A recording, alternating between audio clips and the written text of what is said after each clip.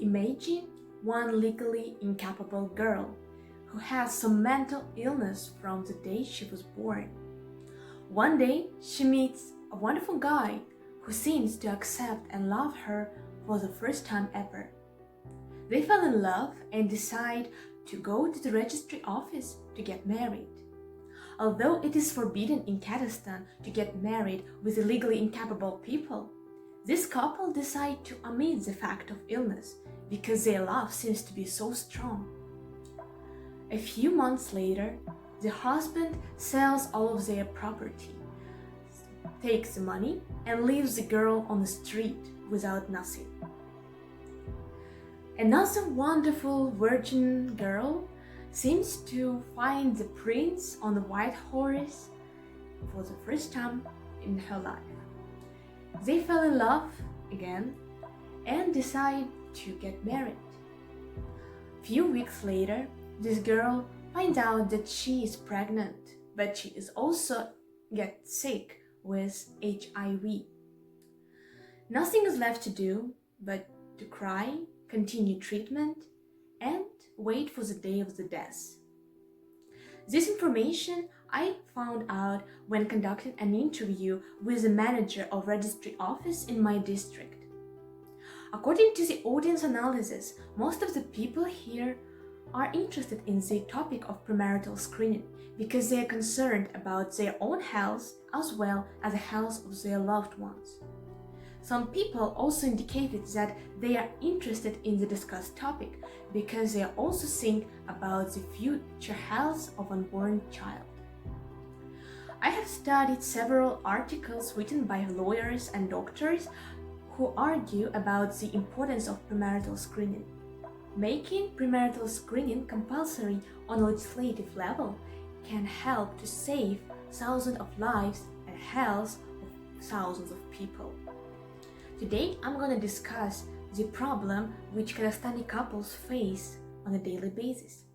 Moreover, I'm going to explain how compulsory premarital examination will help to solve the existing problem.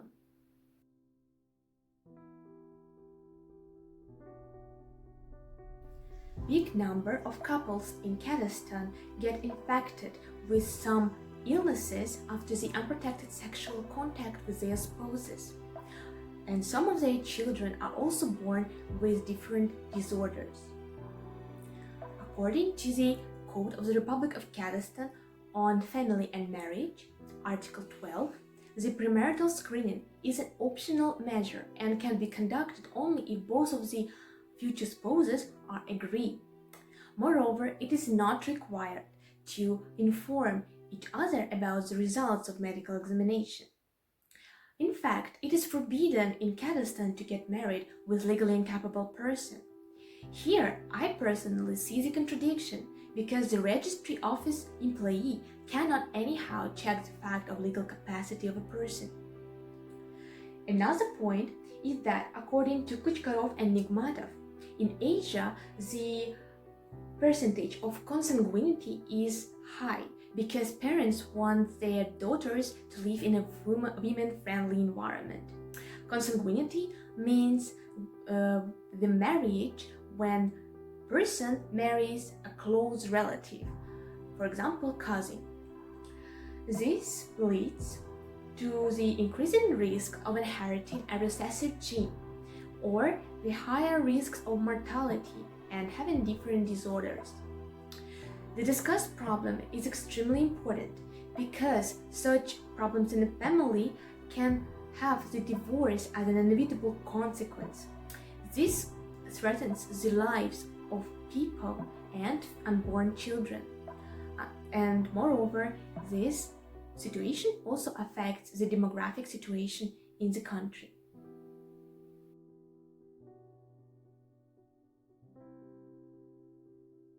Fortunately, there is a solution.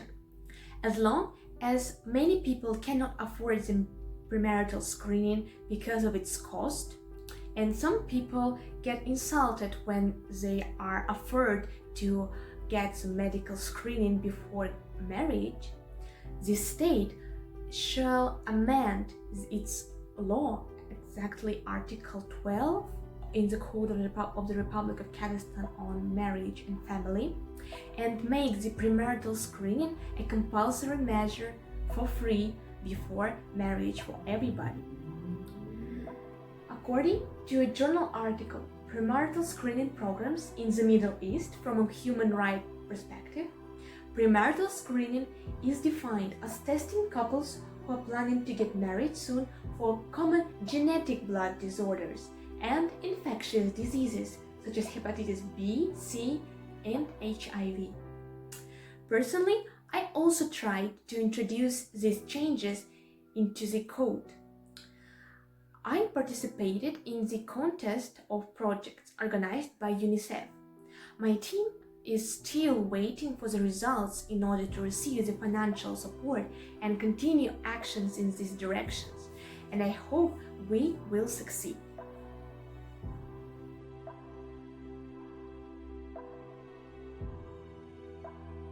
Firstly, the suggested measures will increase the level of fairness among people in the couple. Being aware of the premarital screening results will let people decide whether to continue with the marriage or to step aside because of the serious illness of the partner. Secondly, it will positively influence the overall health condition of the population and decrease the rates of divorces. This will positively influence the demographic situation in the country. Moreover, certain vulnerable groups like legally incapable people whom I mentioned in the beginning of my speech will feel themselves much more protected. We live in such times when it is no longer safe to stay indifferent to your own health as well as to the health of the people you love. Marriage is an important step in the life of every one of us. Premarital screening will really help us to decrease the risks of misunderstanding in the future. And even though the amendments of the law will take a lot of time, we ourselves can now take measures and be more open-minded and care about the people we love as well as about the health of our own. Thank you for your attention.